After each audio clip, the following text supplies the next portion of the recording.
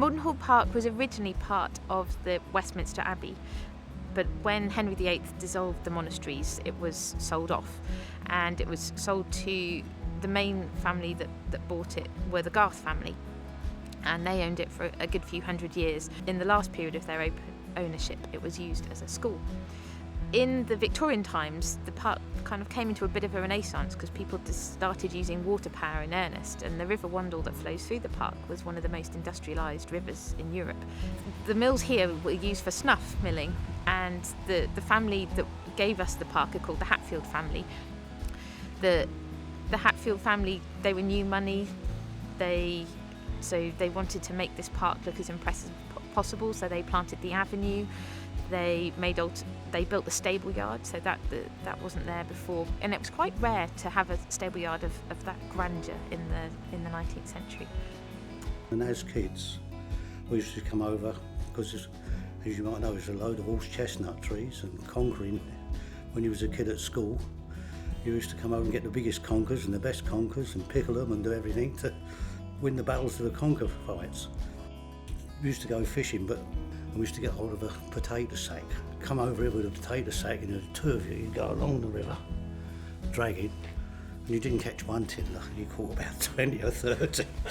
The last Mr. Hatfield took over running the park at the turn of the 20th century, and his parents died and his fiancée died at the same time, so he never lived in the big house. So since that day, MordenHall has been used as a hospital or a recuperation place, and Mr. Hatfield used to feed the people who were living there from the walled garden.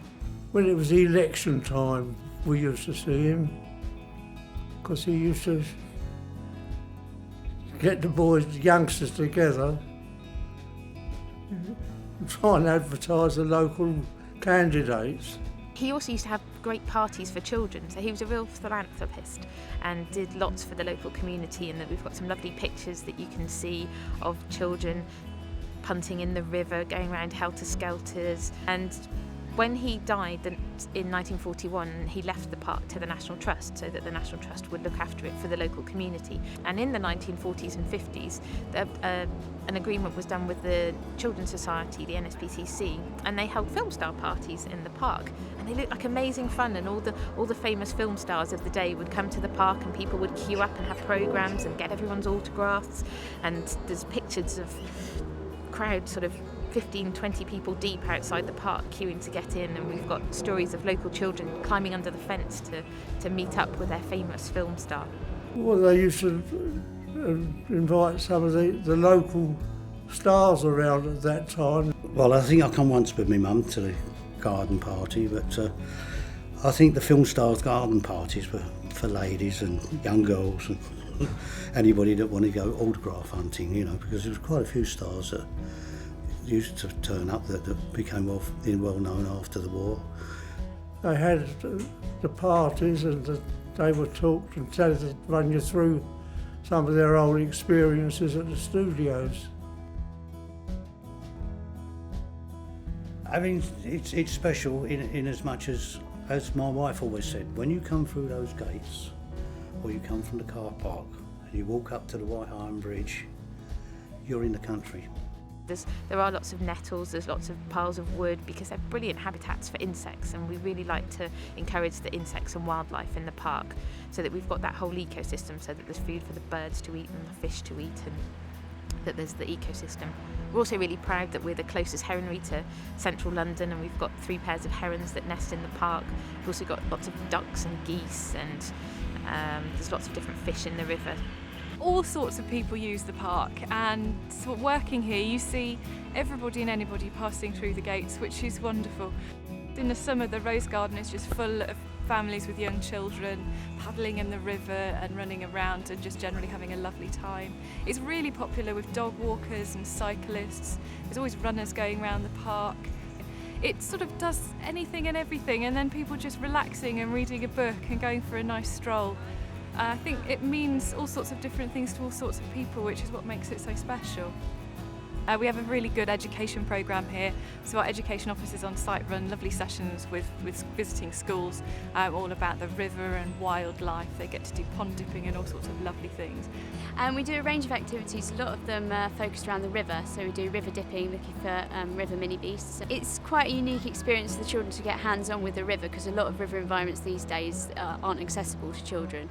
I like looking at the flowers and exploring places. We have picnics, we have fun, we play games. I like seeing water and playing hills out. We want the park to be the park at the heart of the local community, so it's a really community focused place, and that's what's really important to us. The London Borough of Merton is famous for its Merton Rule and trying to introduce more green technologies and trying to help us reduce our carbon footprint, and there was a real push from the community that it would be really useful to have a centre in the borough where that could happen, and it seemed a really good fit with when we were renovating the stable yard to make it as sustainable as possible. Okay, the Living Green Heart of the Park project, we're renovating our Victorian stable yard using sustainable building techniques. This is a 19th century stable yard building which was unused. So this project aims to show people materials and techniques used in a sustainable way for the refurbishment of a 19th century building. The National Trust is at the forefront of conservation, not only sort of the built environment, but the environment around us. So we're having 3 different sorts of solar panels on the roof to show the different options that are available to people when they're renovating their houses. From photovoltaic panels, using photovoltaic slates. They look like roof tiles, so they look really natural to the building. And also relatively new panels which are called PVTs, photovoltaic and thermal, which combine photovoltaic panels on top, but then also underneath generate hot water, and the two work in combination and are complementary to each other. We're using all sorts of different forms of eco-insulation to insulate the building. There's a whole range of different types of insulation that can be used, and they have different thicknesses and different qualities.